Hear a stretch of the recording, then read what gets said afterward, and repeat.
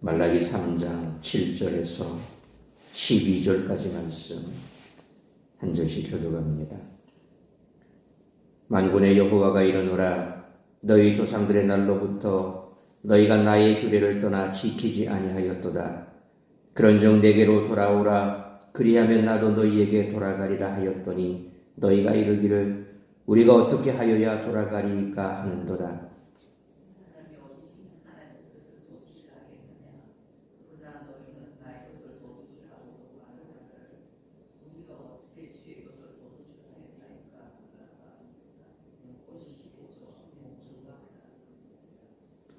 너희 곧 온 나라가 나의 것을 도둑질하였으므로 너희가 저주를 받았느니라.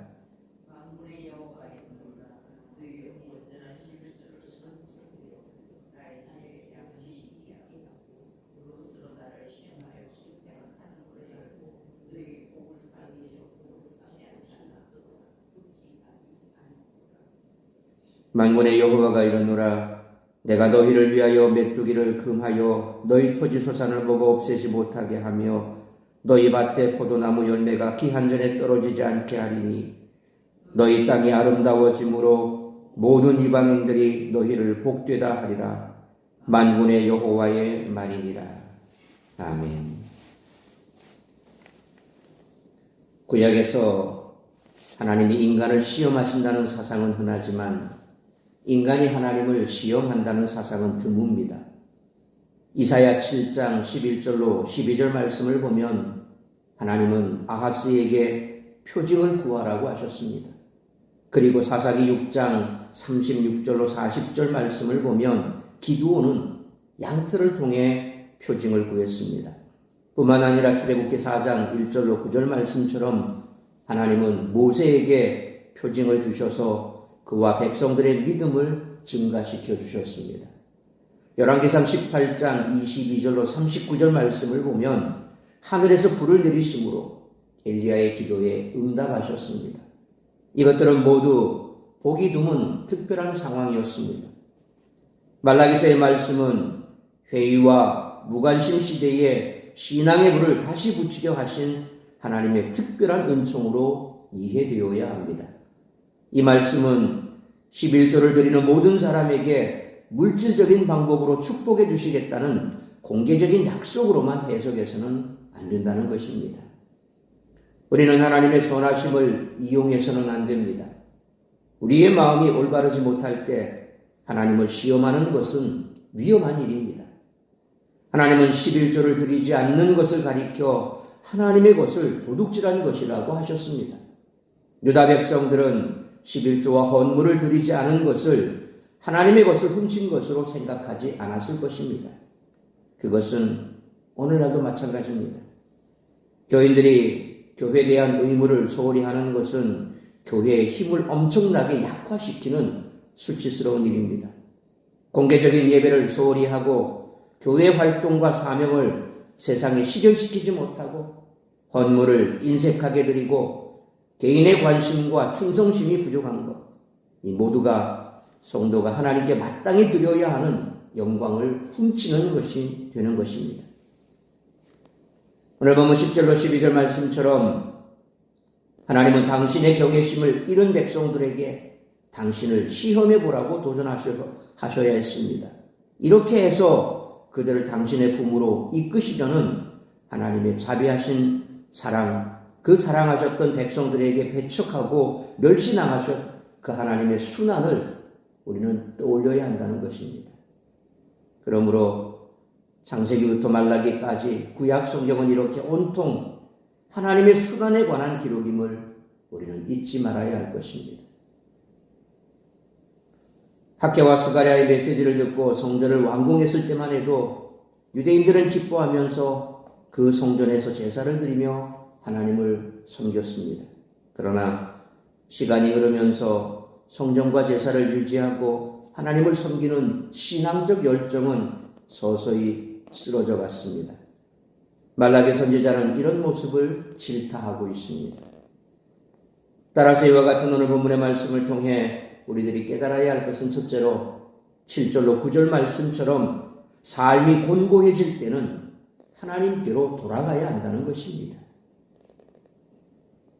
사실 이스라엘의 역사를 보면 7절 말씀처럼 하나님을 섬기다가도 금방 죄악에 빠지는 일이 잦았습니다. 하나님은 그때마다 그들을 향하여 돌아오라고 하셨는데 여기서도 유다 백성들에게 내게로 돌아오라고 말씀하십니다. 그러나 유다 백성들은 어떻게 돌아가야 하는지, 곧 자기들이 무엇을 잘못하고 있는지조차 몰랐습니다.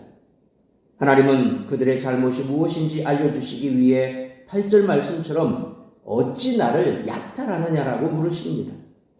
한글 개역 성경에는 하나님의 것을 도둑질하느냐라고 번역되었지만 히브리어 원문을 원문 그대로 번역하면 하나님을 약탈했다라고 말합니다. 하나님을 약탈했다. 유다 백성들이 올바른 11조와 헌물을 바치지 않다 보니 9절 말씀처럼 온 나라가 하나님을 약탈하는 상황이 벌어졌던 것입니다. 11조와 헌물을 제대로 바치지 않으면 핍절한 제사장과 레위인들은 생계를 유지하기 위해 성전을 떠나거나 앞서 살펴본 1장 13절로 14절 말씀처럼 부정을 저지르게 됩니다. 성전의 재정이 부족하니 제사장과 레위인은 제사를 대충 드리고 하나님의 법을 가르치기보다 생계를 유지하는 데 급급한 상황이 벌어질 수밖에 없습니다. 하나님은 이 모든 것을 당신을 약탈하는 행위라 그렇게 규정하십니다. 국가에 비유하자면 세금을 정직하게 내지 않으면서 국가가 제공하는 혜택을 누리려고 하는 사람들, 소위 프리라이더가 많아질 때 그 나라가 안에서부터 부패해 무너지는 것과 같습니다. 이처럼 그들이 하나님을 경외하지 않으므로 어긴 많은 규례 중에서 가장 외곽에 위치해 있으면서도 가장 직접적으로 인식 가능한 것이 바로 11조입니다. 11조를 통해 하나님 경외함을 맛보도록 하신 것은 연약한 그들에게 베푸신 전적인 은혜였습니다. 그것은 일상의 소박한 떡과 포도주로 당신을 기념하게 하셨던 것과 같은 하나님의 자비하시고 하나님의 지혜의 발로입니다. 그러므로 삶이 곤고해질 때는 내가 하나님 경외함이라는 돌에 걸려 넘어졌기 때문인 줄 알고 하나님께로 돌아가는 우리 모두가 되시기를 축원합니다. 두 번째로 10절로 12절 말씀처럼 하나님 경외함의 척도인 11조의 유혹에서 떠나야 한다는 것입니다. 당시 유다 백성들은 빈곤과 불신앙의 악순환을 경험하고 있었습니다. 주변 국가들과의 관계가 복잡해지고 경제가 어려워지자 백성들이 바치는 11조와 헌물이 줄었습니다. 그러자 생계의 위협을 느낀 제사장들은 재물을 가지고 부정을 저지르고 부자에게 아첨하고 가난한 자들을 무시하는 행태를 보였습니다. 제사장들이 그럴수록 백성들은 하나님을 섬기는 데서 멀어지고 헌물은 더 줄어들고 제사장의 권력과 제사장은 권력과 손을 잡고 백성들을 수탈한 데까지 이르렀습니다. 상황이 이러다 보니 백성들에게 하나님의 복이 임할 리가 만무하다는 것입니다. 물론 먹고 살기 힘든 상황에서 11조와 헌물을 바치는 것은 웬만큼 힘든 일이 아닙니다. 그러나 말라기는 이를 믿음으로 극복해야 한다라고 가르칩니다. 빈곤과 불신앙의 악순환을 끊으려면 누군가는 엘리야를 대접한 사르밧 과부와 같은 믿음의 결단이 필요하다는 것입니다. 그래서 하나님은 10절 말씀처럼 나를 시험해보라고 말씀하시면서 그들이 11조와 헌물을 온전히 바치는 믿음의 행위를 할 때 하늘 문을 여시고 복을 부어주시겠다라고 약속하십니다. 11절 말씀처럼 토지 소산을 먹어 없애는 메뚜기를 막아주시고 포도 열매가 익기 전에 떨어지는 일이 없게 하실 것이라고 약속하십니다. 12절 말씀처럼 그들이 11조 시험을 통해 이제야 비로소 하나님이 이스라엘 안에서 위대해지는 것을 경험하게 될 것을 약속하셨습니다. 우리 눈에 보이는 부족함에 마음을 빼앗기면 하나님의 풍족하심을 바라보지 못하게 됩니다. 하나님이 반드시 믿음의 사람들을 지키시고 풍족하게 하심을 우리는 믿어야 합니다. 그러므로 특별히 경제적으로 어려운 시기를 보낼 때일수록 물질에 대한 집착이 하나님 경외함을 막는 우상이 되므로 어떤 상황 속에서도 하나님 경외함의 척도인 11조 생활의 유혹에서 떠나 하나님의 축복의 자리에서 멀어지지 않도록 힘쓰는 우리 모두가 되시기를 축원합니다. 사랑하는 성도 여러분, 교회 문제들에 대해 이런저런 비판을 하는 사람들은 많지만 정작 믿음의 결단과 실천에 앞장서는 사람은 많지 않습니다.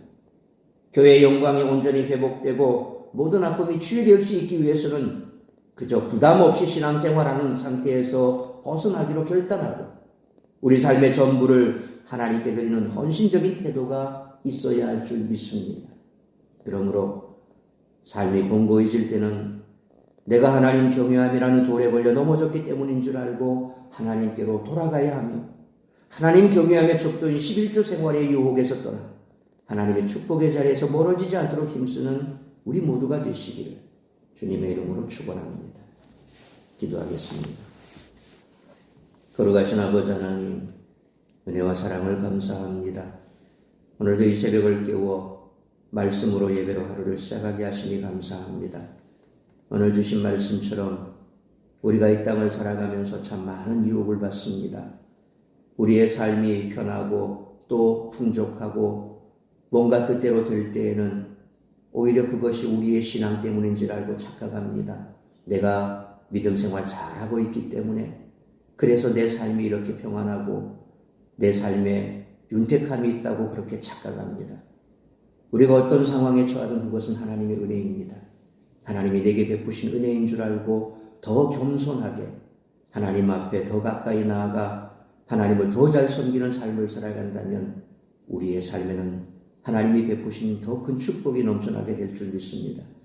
그런데 때로 우리의 생각과 달리 어려움이 겹치고 내 삶의 문제가 계속해서 일어날 때 그때는 오히려 우리는 하나님을 원망합니다. 왜 하나님께서는 나에게 이런 시련을 주실까? 오히려 하늘을 향해 우리는 하나님을 원망하고 더 믿음에서 멀어져 가는 오히려 거꾸로 행보를 할 때가 많습니다. 그럴 때일수록 우리가 더 주님 앞에 가까이 나가야 할 것입니다. 오늘 말라기를 통해서 이스라엘 백성들에게 외친 것은 돌아오라는 것입니다. 그들의 삶이 곤고해지고 여러 가지 많은 시험 가운데 있을 때 돌아오라는 것입니다. 그러므로 참으로 우리의 삶이 공고해질 때 내가 진정으로 하나님을 경외하며 하나님 말씀에 순종하는 삶을 살아가고 있는지 돌아보며 더 철저하게 말씀대로 살아가기로 결단하고 하나님께로 돌아가야 할 줄 믿습니다. 뿐만 아니라 우리가 하나님을 얼마나 섬기고 하나님을 얼마나 경외하는가의 척도가 바로 11조라고 말씀하셨습니다. 물질적으로 어려움에 겪을 때 그 어려움 속에서 하나님 앞에 온전한 11조를 드리는 것은 참으로 힘든 일인 줄 압니다. 그러나 그때가 바로 하나님께서 우리를 시험하시는 때라는 것입니다. 하나님께서 나를 시험하여 보라고 말씀하시는 것은 오히려 하나님을 시험하지 말라는 것이죠. 그러므로 그런 물질적인 어려움 속에서도 오히려 하나님 앞에 온전한 11조를 드릴 수 있다는 것, 그것은 바로 내가 지금 하나님을 온전히 경외하고 있다는 척도가 된다는 것입니다. 그러므로 물질적인 유혹에서 떠나 오히려 더 하나님을 경외함으로 온전한 11조와 물질 생활을 할 수 있는 그런 믿음의 단계로 나아갈 수 있는 우리 성도들의 삶이 되게 하여 주옵소서. 그리함으로 하나님께서 말씀하신 바 그 약속의 축복들을 우리 모든 성도들이 받아 누리는 복된 삶을 살아갈 수 있도록 은총을 베풀어 주옵시고 오늘 다시 한번 우리의 삶을 돌아보며 주님 앞에 온전한 믿음의 결단, 하나님을 경외하는 삶을 살아가기로 결단하는 귀하고 복된 시간 될 수 있기를 간절히 빌고 소원하오며 이 모든 말씀 우리 주 예수 그리스도의 이름으로 기도하옵나이다. 아멘.